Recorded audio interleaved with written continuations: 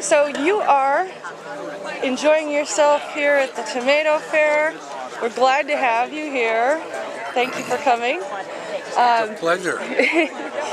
Are you enjoying all the amazing varieties of ways that It's these just can be unbelievable. prepared? You know, in Italy they have various fairs during the year, and one of them will be each little village has a fair, and one of them will be gnocchi, and one will be ravioli, and one will be cheese, and one will be, they don't really do a tomato festival.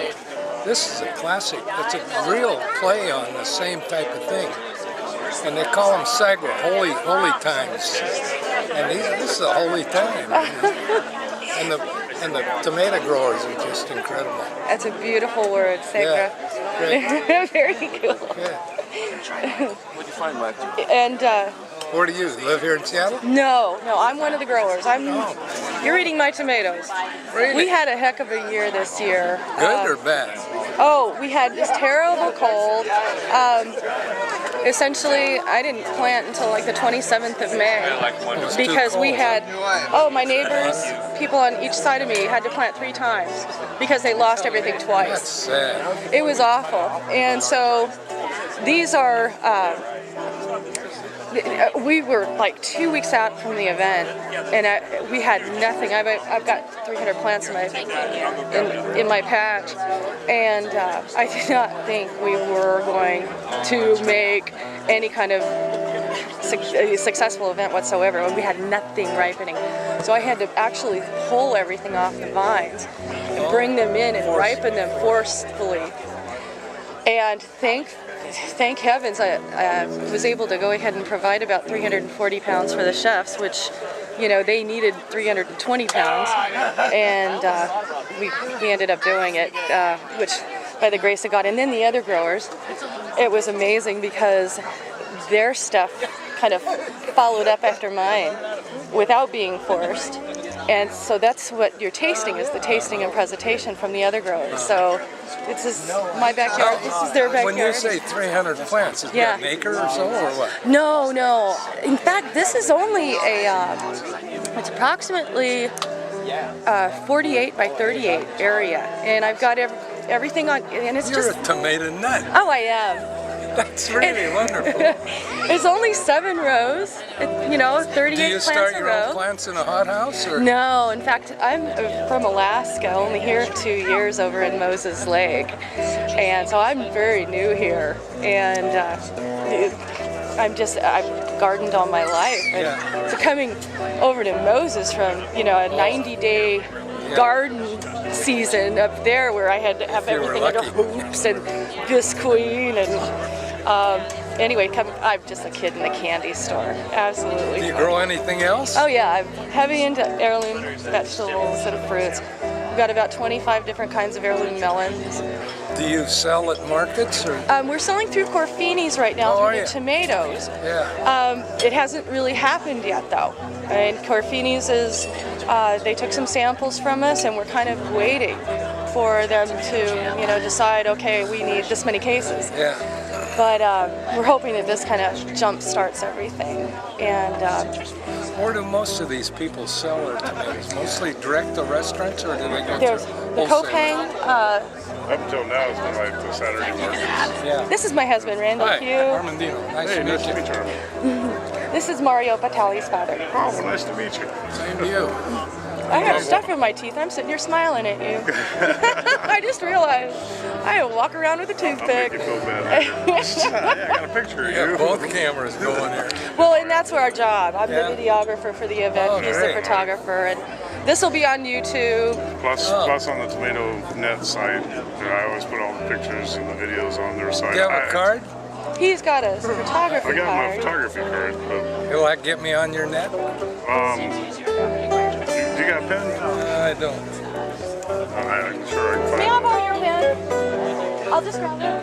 Yeah, I pretty much do the Thanks, homepage Josh. for the Tomato Fair, and all the pictures will be posted there, and then all the contributors, like the lodge and everything, we put them on there.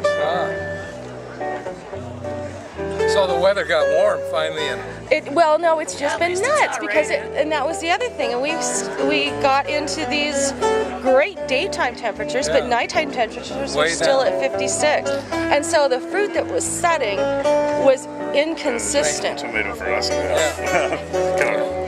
So this is the ugliest fruit of the year. really, The best fruit of the year is yet to come. It's still on the vines.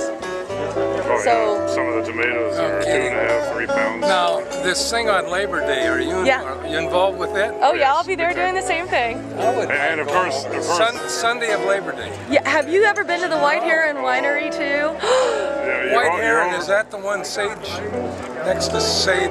It's close. It's right close. by Trinidad. As you're coming towards Quincy, it's Yeah. right on the Columbia River, On overlooking the main Crescent highway Bar. on 90? Going from Wenatchee to Quincy, it's the main okay, highway. yeah. You actually go right. You actually would turn there before you turn out to Crescent Bar. It's up on the hill there. White Heron. Yeah. Nice It is the it's most- generally always nice and sunny. You got a beautiful view of the gorge. I mean, perfect setting for music, tomatoes. It's the most beautiful venue. Though, if you And get a chance to tomatoes. come, got to. One day, yeah? Just Well, one one day, yeah. Same as here, noon till 6, and everybody sits out there and has a great time. I mean, this has been pretty big here. Yeah. You know, so we're gonna have to This make them will step really it up. grow, It should. incredibly grow. Well, everybody's getting to appreciate such good vegetables. Well, you know, the sustainability and the value of the land, and it's just big It's the thing. homegrown stuff. Well, yeah, you have all the genetically People altered like stuff yourself. that- You're not commercial. They're controlled. You're real, you know. And did you know that the average salad to get to a dinner plate of any average American in this country travels 1,400 miles? That is the truth. And you've got, what, 3 or 4 businesses that pretty much have their hand in Touch it. every Oh, I'm making a profit along the way. Well, Yeah. you know, they own the seeds, and that's Yeah. the best thing about this is these are still free for everybody. You know, I mean, you can. Do you promulgate your own seeds then from year to year? I'm a freak about that. That's probably my biggest passion is the fact that it is. Martin Luther. What was his name? Luther Burbank. Yeah. Luther Burbank.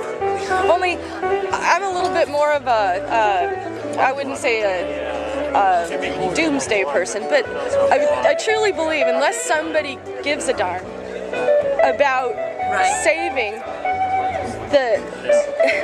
these varieties, Corporations are gonna take what's us going to happen is Monsanto, Conagra, Seed White, yeah. I mean, if nobody cares, so seeing the passion with the culinary world is the truly great marriage. key. And the seeds that we've got, people that are seeds and starts that we've got that have been turned down for generations. That's just as exciting as anything. Plant it in the ground and see it come up and see what you got. This is What would you do with 100 acres? I'd work my rear end off. I'd hire a whole lot of people. Have you thought of putting a farm over there of vegetables? Oh, you know, living over there, it already has inspired me so much because I call it the land of abundance. Unfortunately, it's really difficult to do things over there in an organic way because most of the agriculture is all Roundup Ready, Monsanto. Simplot owns it. Yeah. But why do you have to go organic? I mean, You know, and that's one of the things. You don't have to certify organic to grow organic. There's a big distinction there. 100 acres,